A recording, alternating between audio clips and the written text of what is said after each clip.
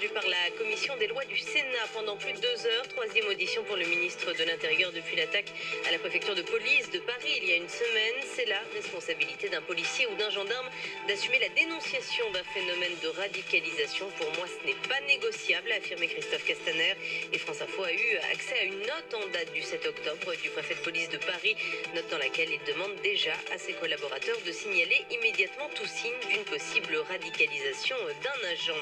La création d'une commission d'enquête sur l'incendie de l'usine Lubrizol à Rouen, votée à l'unanimité par le Sénat. Cette commission devra évaluer l'intervention des services de l'État dans la gestion des conséquences du feu. Et des perquisitions sont par ailleurs en cours dans les locaux administratifs de Lubrizol. Sur France Info, le syndicat Sud Michelin appelle les salariés du site de La Roche-sur-Yon à se mettre en grève de façon illimitée.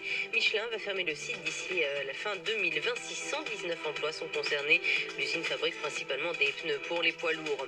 27 personnes tuées, dont 8 civils depuis le début hier de l'offensive turque contre des forces kurdes en Syrie.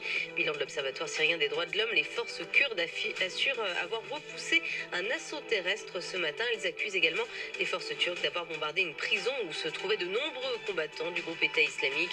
Une catastrophe selon les Kurdes. Le Conseil de sécurité de l'ONU se réunit à 16h cet après-midi. France Info.